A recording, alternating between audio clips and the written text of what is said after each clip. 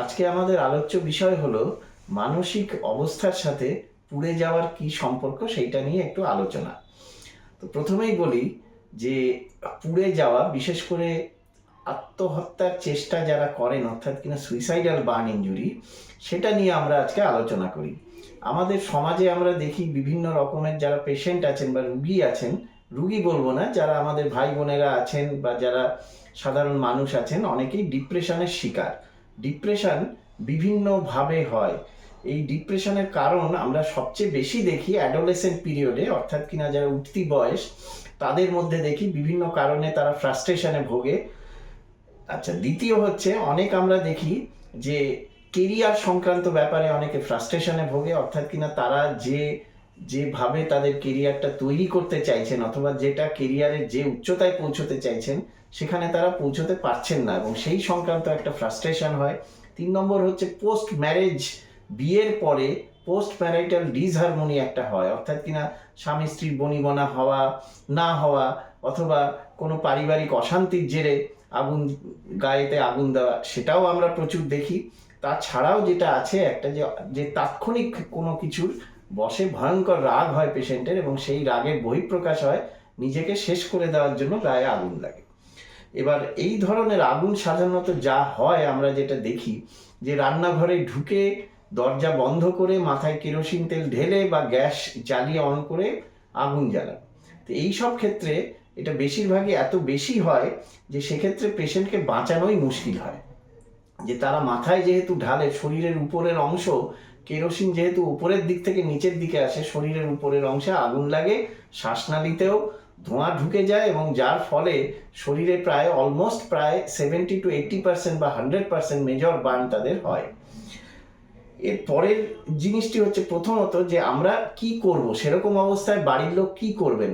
প্রথমেই তাকে রেস্কিউ করা, এবং রেস্কিউ করে প্রথমেই তাকে শুইয়ে দিতে হবে, শরীরে কম্বল বা অন্য কিছু দিয়ে চাপা দিতে হবে to stop the supply of oxygen. Roll করার যদি সম্ভাবনা থাকে বা যদি সেই ব্যবস্থা থাকে, তাকে রোল করতে হবে, মানে গড়ানো, এপাশ থেকে ওপাশে রোলিং করা, সেটা করতে হবে। যদি ঠান্ডা জল থাকে বা যদি বাড়িতে জলের সোর্স থাকে কাছাকাছি, অগ্নি নির্বাপনের জন্য এবং তার গায়েও জল ঢালতে হবে। এবার তারপরের অংশটি হচ্ছে যত তাড়াতাড়ি পারা যায় তাকে সরকারি হাসপাতালে নিয়ে যেতে হবে, হয় সরকারি হাসপাতাল, না হলে বেসরকারি হাসপাতাল। তবে এই প্রসঙ্গে জানিয়ে রাখি, সরকারি হাসপাতালে সমস্ত রকম এই আগুনের পুড়ে যাওয়া পেশেন্টদের সমস্ত রকম ব্যবস্থা আছে চিকিৎসার। এছাড়া হচ্ছে একটি খুব ইম্পর্টেন্ট অ্যাসপেক্ট হচ্ছে প্রিভেনশন।